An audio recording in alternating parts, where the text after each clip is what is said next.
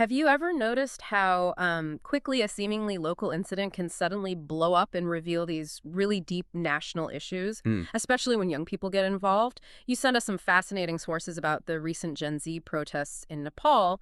And, I'm really struck by how this vibrant, digitally native generation rose up. It wasn't just against one government decision, was it? No, not at all. It seems like it was against issues that really strike at the heart of fairness and opportunity for them. Exactly.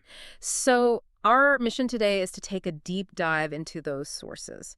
We want to understand what really triggered these protests, the deeper frustrations that were obviously already simmering there, Hmm. how this whole movement unfolded, what happened immediately, and crucially, what does it all signal for Nepal's future? Because this isn't just about one thing, is it? No, it's complex. Right. It's a complex interplay of factors hitting an entire generation. So maybe you can kick us off. What was the immediate spark our sources point to, the thing that got it all started? Well, it began with a government directive that maybe on the surface seemed pretty straightforward. Yeah. Nepal's Ministry of Communications and Information Technology, the MOSI IT, Okay. they required all social media platforms, we're talking domestic and foreign ones, to register with them. Right, a registration requirement. And when the platforms didn't comply, what actually happened? Because I'm guessing, especially for Gen Z, this wasn't just some minor bureaucratic thing. Oh, absolutely not. When the big players, Facebook, Instagram, WhatsApp, YouTube, X, Reddit, didn't meet the deadline, the government just blocked them. Blocked them. Yeah. Our sources say about 26 platforms effectively went dark in Nepal. And you're totally right. For Gen Z, this is a generation that lives so much of its life online. This wasn't just losing entertainment. It felt like a fundamental disruption. Disrupting their lives. How specifically? Was it just about, not being able to chat with friends, or was it more than that? Though far more. You see, for this generation, the internet isn't just a tool. It's almost like an extension of their lives. So it disrupted communication, sure, but also learning, socializing, how they express themselves. Think about it. Many young people use these platforms for their actual livelihood. Right. For work, creativity. Exactly. Creative outlets, finding educational resources, even shaping their identity, individually and as a group. Losing that access wasn't just annoying. It felt like an attack on their whole way of being, their digital public square, if you like. Wow. What's really fascinating is how fast a regulatory move, seemingly just about compliance, hit right at the core of how an entire generation sees and interacts with the world. An attack on their way of being. That's a really powerful way to frame it. So, okay, this social media ban was the spark. But our sources are really clear that there was already a lot of dry tinder, right? A fire was already smoldering. Definitely. What were those core frustrations, the things beyond just losing TikTok or Facebook, that were driving this generation's unhappiness? Yeah, that's where it gets really interesting, because the ban basically just ripped the lid off all these existing wounds. Our sources consistently point to this widespread frustration with, corruption and nepotism. It's rampant. And it's not just jealousy. It feels like a deep betrayal of the social contract, especially for a generation told that merit, not who you know, is what matters. Right. It creates this profound sense of injustice, this feeling that their future is being held back by some entrenched elite. And this wasn't just quiet complaining, was it? There was that whole social media thing that popped up. Oh, absolutely. The Nepo Kids trend. It went viral. Yeah. Tell us about that. It perfectly captured that feeling. You had posts vividly showing the super luxurious lives of the children of political elites. Okay. And contrasting that sharply with the daily struggles of ordinary young Nepalists, it made this abstract idea of corruption feel incredibly real and, frankly, infuriating for people. Wow. Like a visual slap in the face. Exactly. Yeah. It was like seeing proof that connections mattered way more than your skills or hard work. So corruption and nepotism. What other big issues were feeding into this discontent? Another really critical one is just the economic hardship. Unemployment. Right. So many Gen Zers face really limited job opportunities, whether they look inside Nepal or think about going abroad. The promises of progress, good jobs, reliable services, they've just been so slow to actually happen. It leaves a generation feeling kind of stuck without a clear way forward. That breeds a lot of hopelessness. So feeling betrayed by the system, blocked from opportunity, how does education fit into this? Is that another sore point? Oh, definitely. Education is a major pressure point and a huge source of inequality. How so? Well, there are big gaps in quality, Yeah. stark differences between rural and urban areas in terms of access. I see. You see curricula that feel outdated, not enough digital tools, Hmm. which is really jarring for young people who are so globally connected. Yeah, they see what's possible elsewhere. Exactly. They've grown up with instant access to global information, so the shortcomings in their own education system don't just feel inadequate, they feel like they're being actively held back, isolated. It feels deeply unfair.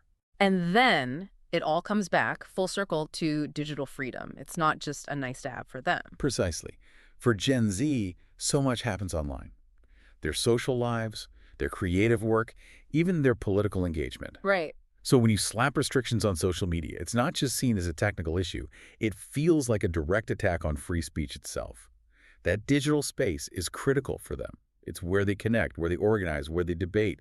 The ban was like throwing a match onto all that existing fuel we just talked about. Got it. So you've got these deep frustrations. The ban acts as the catalyst. And then, as our sources describe, it didn't just stay as online anger, did it? It spilled onto the streets. Absolutely. It moved fast. Protests kicked off in Kathmandu, but then quickly spread across the country. Major cities, districts like Butwal, Pokhara, Biratnagar. So nationwide. Yeah, this wasn't just a Kathmandu bubble thing. It was a broad collective response that gained momentum really quickly. And the sources really emphasize that it was youth-led, don't they? Very much so. That's one of the most striking things. Genuinely youth-led demonstrations. Lots of students involved. Some were even protesting in their school or college uniforms. Wow, really? Yeah, which really underscored who was driving this. It made this powerful visual statement connecting their current identity as students to their demands for a different future. That's incredible symbolism. So how did they manage to coordinate all this on-the-ground action, especially when their main digital tools were being blocked? Yeah, this is where you really see their resourcefulness. They use this dual approach, right? Online activism and street demonstrations. Okay. Even with the ban, young people quickly figured out VPNs, encrypted messaging apps, ways to get around the restrictions and coordinate. Clever. And we saw those specific hashtags like hashtag unban social media, but also that Nepo Kids trend being used not just to vent, but actually for mobilization, sharing information, protest locations, times. So they found workarounds. But as the protests grew, things got tougher, didn't they? The sources talk about escalation. They certainly do. As the movement gained steam, the conflict intensified. There were clashes with police, Right. use of tear gas, water cannons, protesters breaking through barricades, and tragically, there were reports of live ammunition being used in some places. Oh, wow. Yeah. And then curfews were imposed in Kathmandu and other cities. A clear attempt by the authorities to regain control. It shows both the protesters' resilience using VPNs and things, but also the serious pressure they were under from the state response. That sounds incredibly intense. So facing that kind of forceful response, their digital tools under attack, how did this kind of leaderless movement manage to keep going, and what were the immediate results of all that pressure? Well, ultimately, the pressure worked, at least initially. Our source had highlighted some pretty significant immediate outcomes. Like what? First, the social media ban itself. The thing that started it all was lifted. Yeah. That came after the massive protests and likely international attention and backlash. Okay, so that was a clear win for them. A very clear win, a testament to their persistence, really. Yeah. And politically, did anything shift at the top? Oh, yes. Amidst all the unrest, Prime Minister KP Sharma Oli resigned. He resigned. Wow. Yeah, which led to an interim government being formed. Yeah. A new Prime Minister, Sushila Karki, was appointed, and elections are scheduled for March 2026. Those are huge, rapid changes. Very rapid, very substantial shifts in the political landscape. It really demonstrates the immediate power this movement managed to exert. Okay, so swift responses from the government. But you mentioned leaderless earlier. What really makes this wave of activism different from maybe past movements in Nepal? It feels like something new is happening here. It absolutely feels new. And that leaderless, decentralized nature is key. This wasn't run by one political party, or the usual political figures. Right. Instead, it seemed to reflect this widespread youth dissatisfaction with all the major parties. It felt more like a call for structural change, not just swapping one set of leaders for another, almost a rejection of the whole existing system. Interesting. And social media, as we talked about, wasn't just a tool, but really central to its whole identity, wasn't it? Exactly. It played this massive dual role. It was a tool for organizing, yes, but also a battleground for expressing their views. The protesters were brilliant at using Viral content, those powerful hashtags like hashtag unban social media, that whole Nepo Kids thing, Hmm. not just to mobilize people, but to shape a collective story, keep the conversation going, even when the government was trying to shut it down. And the symbolism you mentioned, like the school uniforms, that feels so potent. It really does. The symbolism they used was incredibly powerful. The uniforms, the fact that many protests started peacefully, this whole culture of performance, using songs, viral posts, it all points to something deeper than just policy demands. What do you mean? Well, for these young people, it felt like it was as much about their identity, their dignity, their right to be seen and heard, as it was about specific policy changes. It's like a new form of political engagement, where expressing yourself and your collective identity is woven directly into the demands for justice. Okay, so immediate successes, unique characteristics, but every movement faces bumps in the road.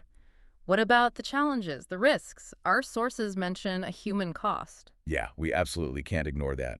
The sources do report a significant toll, violence, injuries, and tragically, some reported deaths. Right. The state's response was forceful in several areas, which really highlights the dangers involved in these kinds of confrontations, and frankly, the bravery of those who took part. And looking forward, is there a worry that the government might try to clamp down again, maybe in different ways, to prevent this from happening again? Oh, absolutely. That's always a risk. Yeah. The potential for suppression is real. The government could try more regulation, maybe increase censorship of content, stricter monitoring of online platforms. Hmm. And often, these things are justified under the banner of, national security or fighting fake news. It can be a slippery slope towards limiting basic freedoms and digital rights. Which leads to the big question, I suppose, durability. Will these initial wins actually lead to lasting systemic change? Or could things just kind of snap back to how they were before, especially after the next election? That is the central question, isn't it? The real test is whether these early successes can be translated into sustained change. Hmm. Things like, genuinely transparent governance, real accountability, actually tackling nepotism. Yeah. There's always that risk of the pendulum swinging back. Hmm. Protest energy can be huge, but keeping that momentum going for long-term institutional reform, that's a whole different challenge, especially if those digital spaces they rely on become targets for control again. So, as we look ahead, these protests clearly weren't just a flash in the pan. What do you see as the lasting implications for Nepal's politics, its future? Well, one undeniable outcome is the heightened political awareness among young people. Hmm. Gen Z has shown very clearly it won't just stay silent, and that has to shift how future policies get made. Politicians simply can't ignore their voice now. It also puts massive pressure on the government to actually reform things. Social media rules, digital rights, transparency laws, they're on notice now. Could we see new political figures emerge from this? People who weren't part of the old system? Definitely possible. You might see non-traditional actors, maybe young leaders who came up through these protests, start to gain influence. People challenging the established order with fresh ideas. And the current government, or the interim one, faces this huge test, right? Will they deliver real change, jobs, transparency, justice? Or will this just become another moment that fades? Their actions now are critical. So, for listeners trying to follow this ongoing story, what are the key things to watch, the main signposts? Okay, several key things, I think. First, obviously the 2026 elections. How are young people involved? Do the demands from the protest actually make it into party platforms in a meaningful way? Second, watch what happens with social media laws and regulations. Will they build in strong protections for free speech, or will control be the main focus? Okay. Third, keep an eye on anti-corruption efforts. Which investigations actually move forward and which get blocked? That tells you a lot about real commitment. Got it. And finally, just watch the continued role of those digital tools, VPNs, encrypted platforms, grassroots organizing online. It shows how this generation keeps adapting and asserting itself. This really isn't just a story about Nepal, is it? It feels like such a powerful example of a globally connected generation demanding a seat at the table. For you, the listener, it really offers this window into how young people are shaping the future, often in unexpected ways, using the tools they have to demand a fairer shot. Absolutely. So, just to recap the key takeaways from our deep dive today. The Gen Z protests in Nepal, yes, they were sparked by a social media ban, but they quickly uncovered much deeper issues: corruption, lack of jobs, inequality. This led to big political shifts and really announced the arrival of a new generation as a powerful political force. A force to be reckoned with. Definitely. So the question maybe for you to think about is this. In a world that's becoming more and more digital, What actually happens when a government tries to switch off the very platforms that define a generation's identity, their connections, maybe even their future? It's a question that echoes far beyond Nepal's borders, don't you think? It really does.